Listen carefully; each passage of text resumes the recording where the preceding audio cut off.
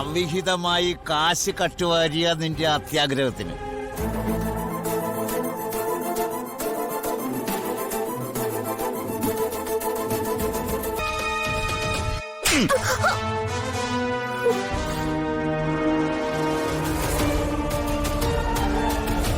ഇത് പ്രേരണാ കുറ്റത്തിന്. ഇവനെ കൊണ്ട് ഇതൊക്കെ ചെയ്യിപ്പിച്ചത് നീ ഒരൊറ്റ ഒരുത്തിയാണ്.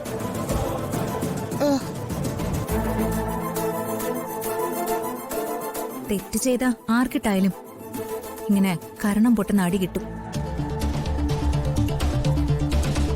കിട്ടിയ അടി മനസ്സിലിട്ട് വേണ്ടാത്തത് ഒന്നും ചെയ്യാതിരുന്ന എല്ലാവർക്കും നല്ലത്.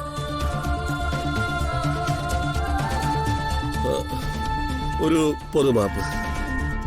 ഇന്നു മുതൽ ഞാൻ ഒരു തെറ്റും ചെയ്യില്ല. ഒരു നന്മമരമായി വളരാം. തെറ്റ് ചെയ്യാൻ ഇവൾ എന്നെ പ്രേരിപ്പിച്ച യവക്കിട്ട് ഞാൻ കൊടുക്കും. ഓ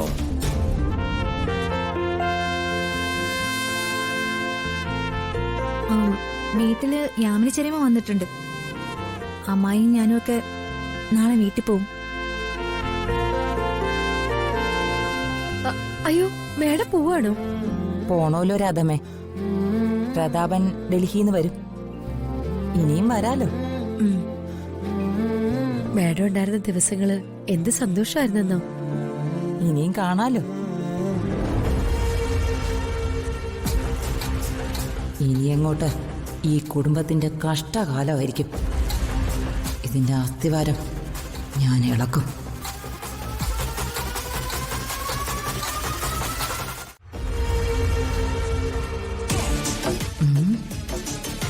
ഈ കുടുംബം കലക്കണമെങ്കിൽ പെട്ടെന്നൊരു വിദ്യ ചെയ്യാം. അത് രുക്മിണിയെ കൊണ്ട് തന്നെ ആയിക്കോട്ടെ. അവള് മിടിക്കുക. ഞാൻ പറയുന്നത് അതേപടി അങ്ങ് കേൾക്കും.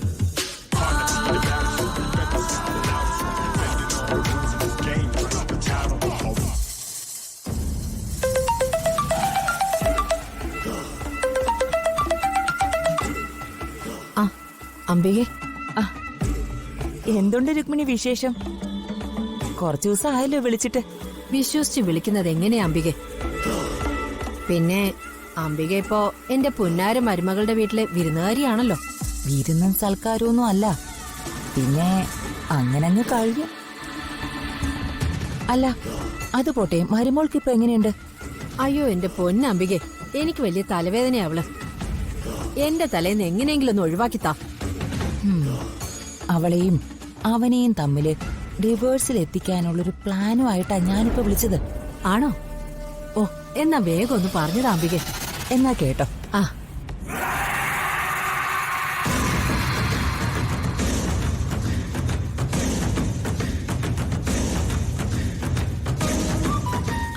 അത് കൊള്ളാം. ദേ, ഇനി ഇത് വെച്ച് താമസിപ്പിക്കല്ലേ. ആ ഞാനേ ആ ജോത്സ്യനെ വിളിച്ച് ഏർപ്പാടാക്കി പൈസയും കൊടുത്തു. ആ ഓക്കെ? Okay Ambika, okay. ശരി.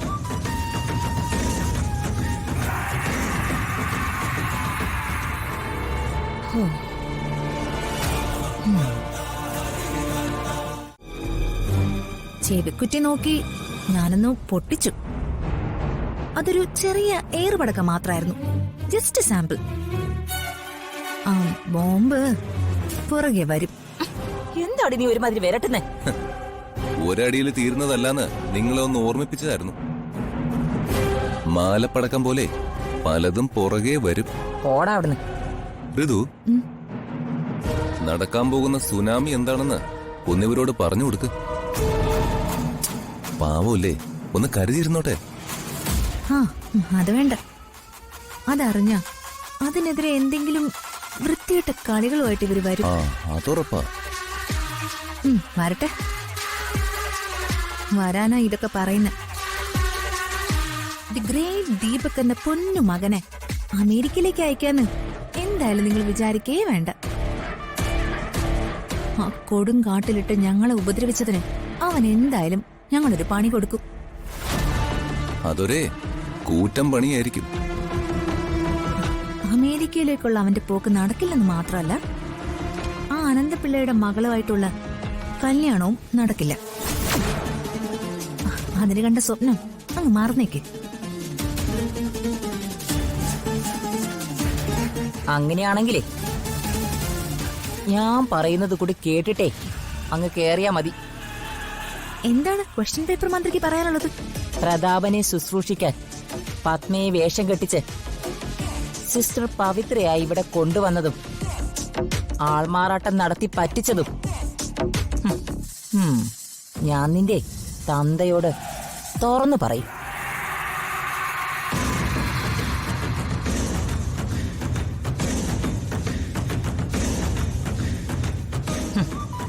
ജീവിതത്തിൽ ഏറ്റവും കൂടുതൽ വെറുക്കുന്ന ഒരുത്തിയാണ് തന്നെ ചികിത്സിച്ചെന്നറിഞ്ഞ അവനെ ഒരു കൊടുങ്കാറ്റായിട്ട് അങ്ങ് മാറും. പിന്നെ അവൻ എന്താ പ്രവർത്തിക്കാന്നേ നിനക്ക് ചിന്തിക്കാൻ പോലും പറ്റില്ല.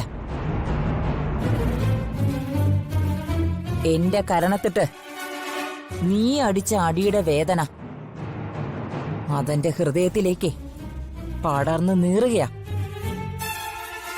നിനക്കെതിരെ ഇതിന് പകരം വീട്ടിയില്ലെങ്കിൽ പിന്നെ എന്തിനാടി ഈ അംബികാവർമ്മ ജീവിച്ചിരിക്കുന്നേ?